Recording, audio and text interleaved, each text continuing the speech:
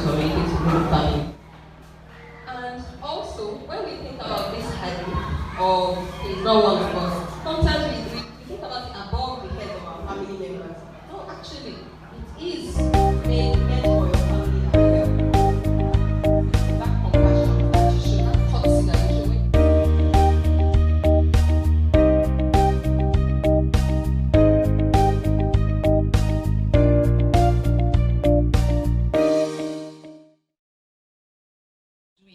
With your family, rather than shout them down or away or look at them with that non-verbal communication like, didn't you see me? You can practice it with your family that way, and that's when you get the real sense of compassion. When you practice it with your family. Don't forget that Prophet Sallallahu said, the best of you is the best in manners. And the best of those who have manners is who? He who shows the best manners to his family. So family first. Family first. Now, I've spoken about Rahma being the parent of compassion.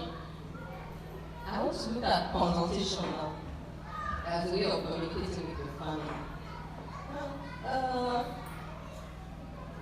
When we say we sit at a round table, what do you think that means? A square table has 4 corners and it has a head.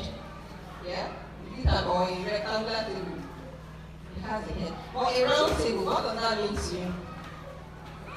Round table.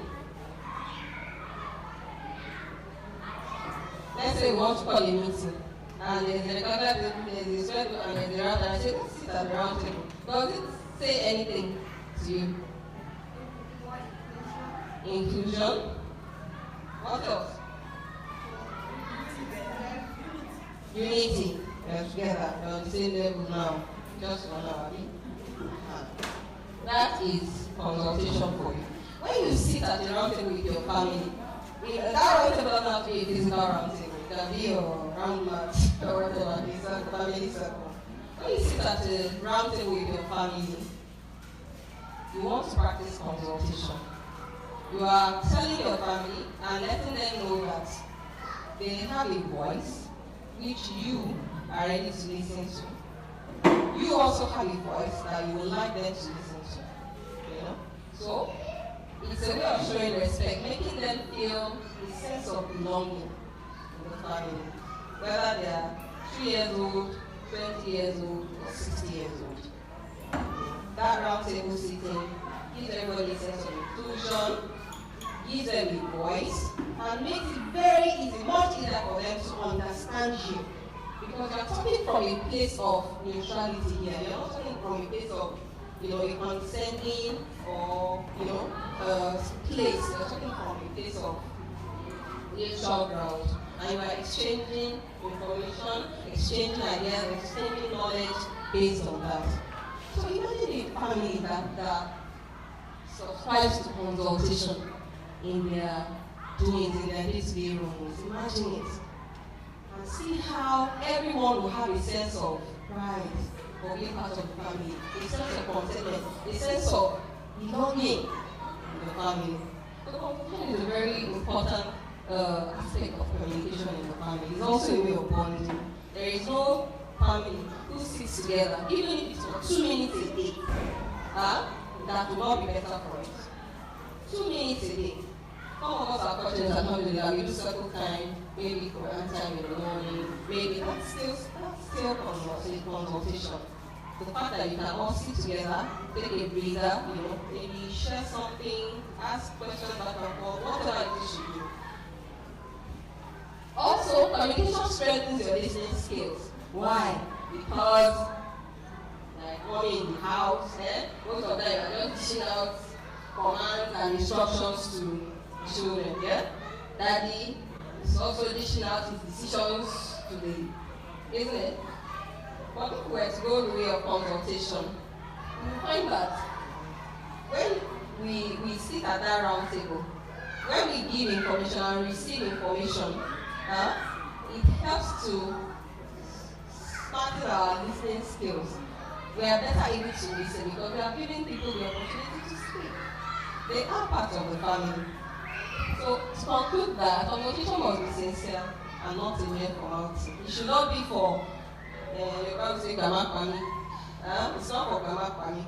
You know, there should be action after consultation. If we have sat at the round table and we have talked and we have agreed on the matter, then it is on us to make sure that we do not renegade, we do not go back on that agreement or whatever statements come out of our consultations. Alright, let's move on quickly to cooperation. Now, do you remember Surah Al-Asr? Al-Asr, إن الإنسان لفي خسر إلا الذين آمنوا وعملوا الصالحات وتواصوا بالحق وتواصوا بالصبر. Yeah? So I want us to look at haq and sabr in Surah Al-Asr. What is haq? What is that? Truth. Allah Ta'ala says, one is in loss. Everybody, we are all losers. Except for who? Those who call each other to truth, and sabr, those who call each other to patience. What does that have to do with cooperation? In family, every family should actually have a creed, a set of values that everybody understands and keys into. And of course, in this instance, that leadership must come from the parents in the family, the spouses. If there are no children yet, then the spouses. There is no family too young to have a creed, so that we are on a mutual understanding. Alhamdulillah, fortunate if both of them are Muslims. So first of all, we know that all of our values are derived from the correct sources of the Quran and the Sunnah. Now, if we don't share it, there will be problems. We must share it. You should know my understanding of what values a family should have, and I should know yours. You will realize that many times when there is conflict between a man and wife with regards to these things, it's because they have not stated their mutual values. They have not agreed that this is where we meet. We have couples that come from different, even if they are Muslims, they come from different backgrounds. Some were raised in families where it's the traditional way, while some it is the modern way. So when the two of them are talking, they will not even agree on something as simple as maybe the wife wearing hijab, or maybe the children going to Islamic school, or you understand, there will be conflict unless we have sat down to iron out some of this and understand each other's values. So once we understand our values, we will know that okay, this is what we are all keen into, and we will do whatever we have to do to make sure that we stick to these values, as long as it is within the tenets of Islam. Okay? So, one for all and all for one. Yes, that's cooperation. Putting our hands together to make sure that each of these values are upheld within and outside the family. So when we see one, kind of drifting, we can refer back and say, this is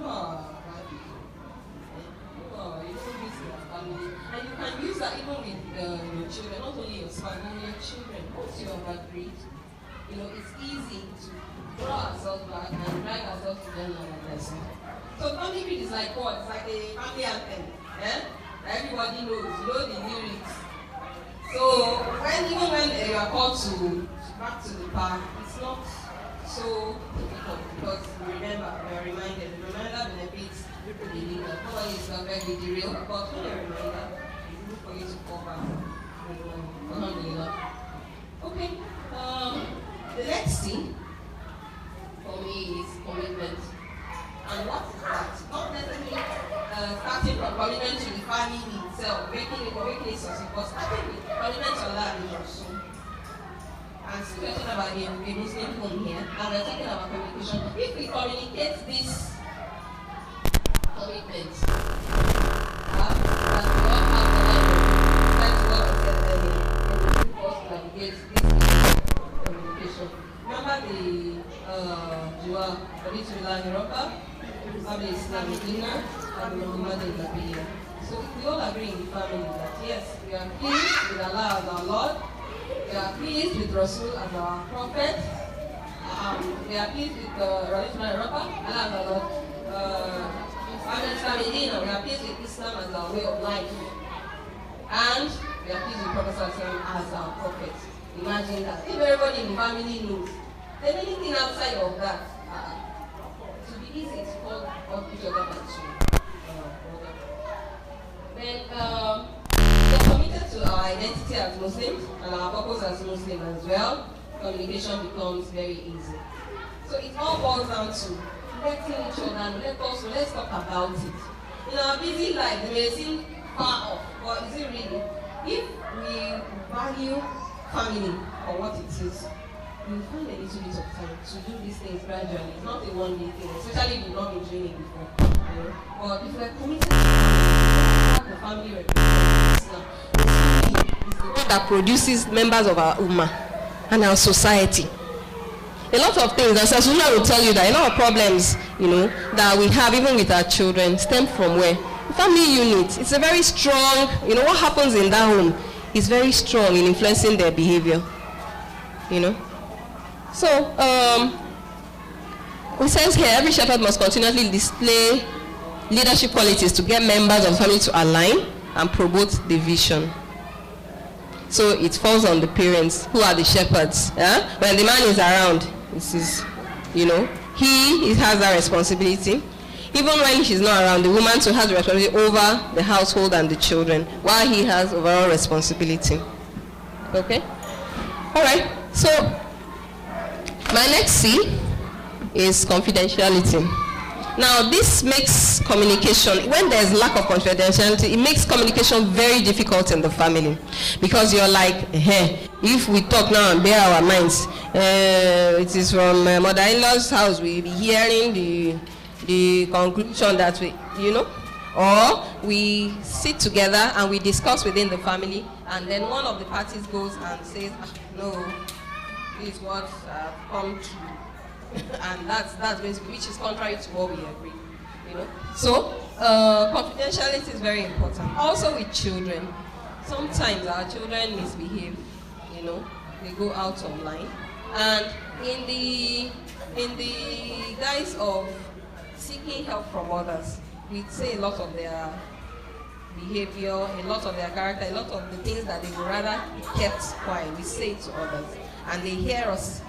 And we think that when we want to learn more about them, they will open up. They won't open up because you have reached that confidentiality. They will not communicate with you as they used to. Once they see that everything they say or everything they do goes out. Even if you are talking to your sister or your mother or you have to be very careful how, to uphold this confidentiality in the family. Same between spouses. If every little thing we exchange back and forth, you're telling your brother or you're telling your mother, I won't talk anymore. Even if I talk, I'll be doing it at face value. I may not talk from deep inside my heart anymore. If everything I say, you take elsewhere. So please let's take note of that. And like I said earlier, also with children, it's very important. They feel it, they know it. If you have children who are growing, you realize, even young children, have you realized that you notice that when you are talking about young children, maybe when you're even talking about something funny they did, you just sit them, they're paying attention, they're hearing you with one ear, like that. So when you feel and you're laughing, you hear them laughing, ha ha ha ha, you'll be like, where were you? They were just standing in the corner. So imagine if you were doing the opposite of that, telling about all the bad things they do, telling about that to someone, they're hearing it. They feel very, their self-esteem is damaged in the long run if you continue to do that. So, for communication to continue, there must be confidentiality. Okay. Critical thinking. This is where I really would love to speak. You know why? You're in a family. You have done 2 years, 5 years. Things have kind of mellowed. You're just doing day to day now. Yeah? And issues come up. Problems come up, and we've forgotten how we used to do when we started out, how we used to sit, how we used to talk, to solve problems, and how we used to find solutions when we shared. After some time, it becomes me as the husband and me as the wife, or me as the parent and you as the child, or me as no longer that cohesive unit. So what does it take when you come to that point? They say something about marriage. They say there are stages in marriage, Abby. They say there are stages. When you get to that stage of after 5 years, I've forgotten what they call that stage now. What do? You have to fall back on critical thinking. You have to start being creative. Your spouse knows you very well now, and you know your spouse very well. If you don't become creative and start reinventing yourself, doing new things, new ways, it becomes boring. It becomes more like a chore. The husband begins to feel that I'm just provider in this family self. The wife is thinking I'm just house in this family self. So in order not to get to that state, you have to continue to practice critical thinking individually and also as a family. With the children, I don't know whether it's a Nigerian thing. In other clients, when children ask questions, I encourage, ask. But here, ask questions, shut up. What do you know? You talk too much. Must you know everything? I told you this yesterday, you're still asking. What are we doing? We're killing their critical thinking skills. You're telling them don't think. You're telling them don't be creative. That's what you're doing when you shut them up. If you shut your spouse up when they're trying to express themselves, what's happening? You're killing their emotional health. You're not giving them the avenue to express themselves. Let them question you. Questions never killed anybody. Let them question you. Of course, when we are talking about communication, the way you question also matters. But in the long run, know that the questioning is actually good. It opens the door to conversations. It opens the door to better understanding. You want them to understand with you why you are doing this or why you are not doing this. So let them ask. It's up to you to give out as much information as what you want to give back based on your own position, your understanding of things. But don't shut them up from asking, please. Let them ask. Let us try to practice that lightness of heart that allows people to ask us when they want to know. Even if they know and they still come and ask, you just tell them. If they want to know again, tell them. Let them know. So that helps in critical thinking. That's what Allah says it. He says it in the Quran a lot. He encourages critical thinking. He encourages us to ask questions and seek. We are a knowledge ummah. So let's not kill it when people are trying to acquire knowledge. You know, Allah says, "Afala ta'qilun?" Afala yatadabbarun? Do they not think? Do they not ponder? Do they not reflect? If he says, Afala yubsirun, do they not see? That's understanding. Allah wants us to see, to question, to seek. So we must not kill that element of critical thinking in our families. Informed worship as occult typology, exactly. I wanted to mention about that soon. When we ask our spouses or our children in the family to stop questioning, we are trying to say, don't practice informed worship. It's just do as I say kind of thing. So it makes it easy for them to be indoctrinated into other, like sects in Islam, because you have trained them to take what I say, take what I say, take what I don't question, don't reason, don't wonder. So that's what we are developing them. May Allah SWT save us from that. It's a disease which we must do all our best to fight in the family. Then creativity versus innovation. Yes. If you kill their creativity, you are driving them towards innovation, because the human mind is a creative mind. We are made to create as well. We are made to be creative. So if you don't let them create one way in the family as much as they can, they will create in other ways. Alright, I'm nearing the end. I think that's my last C. And there's a dua for family, which everyone who is interested in family, or who has a family, or who wants a family, should befriend. And that is the dua.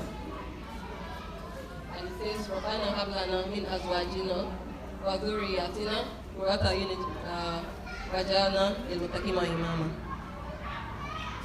Two parts now. Our Lord, grant unto our spouses and offspring who will be the comfort of our eyes. That is one part. Everybody, we all want a family that will be the comfort of our eyes, that will soothe our hearts, that will welcome us when we come home, you know, that will be happy with us and we'll be happy with them. And also, give us the grace to lead the righteous, because it takes leadership to be able to communicate in the family. That's leadership. But leadership is not coming to read the rules and regulations. Leadership is being able to communicate back and forth. And don't forget, like when I started with, communication is a two-way street. It's not I talk, you listen. It is I talk, I try to make you understand, and I listen to you and try to understand. And Allah subhanahu wa ta'ala forgive me for whatever mistakes I made in this presentation. It's from I and Shaitan. And whatever has been beneficial, may Allah subhanahu wa ta'ala continue to expand it in our hearts.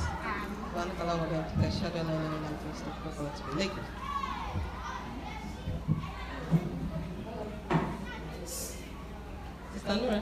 Okay.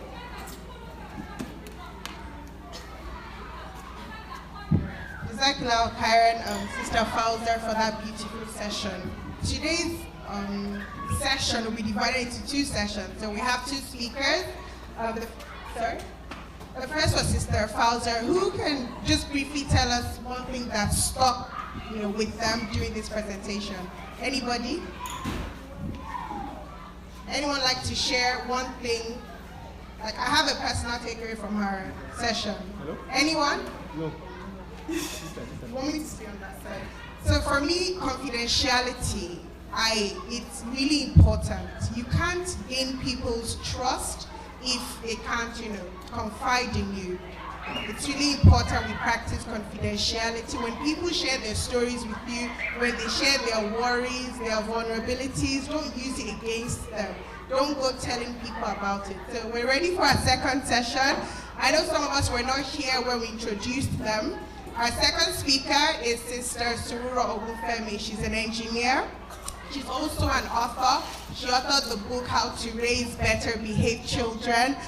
She trains people on how to improve communication and relationships in their family. You can Google her. Her book is on Amazon. It's a bestseller and has helped a lot of people to improve their relationships. And she gets paid to speak. We're having them free of charge. What do we say to that? Take beer. So we should always take advantage and, invite other people to join these beautiful sessions because so much is going on. Without further ado, I'll ask her to start her session. Assalamu alaikum wa rahmatullahi wa barakatuh. Good morning, dear respected brothers and sisters in Islam. It's a privilege to stand here before all of us this morning to learn from us all. I'm not a communication expert, and the theme for today is on communication. So please pardon me and see it as an interactive session. We're here to learn about, from each other.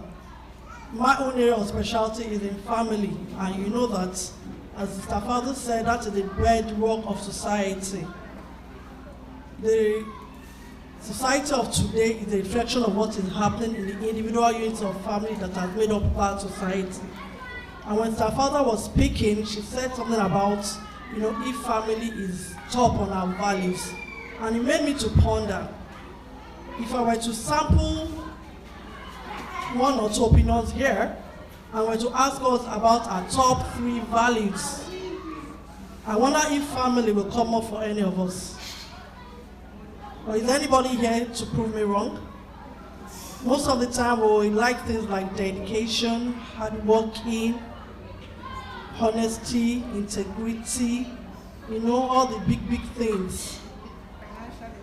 Yes, those are the ones we like to attract to ourselves.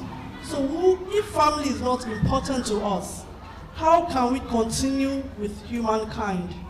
How can we make the society a better place for us? How would we dedicate time into the family? Because as they say, your value is known by the things you pay attention to, where you spend your time and your energy, where your resources go to, the things you can die for. Or it could be the opposite, things that you're averse to. So we say family is top on our values, yet we leave the house 7 a.m., we come back 10 p.m. So what time do we spend with the family? We say family is important to us. We don't communicate with our children. We don't communicate with our spouses. And how it's family.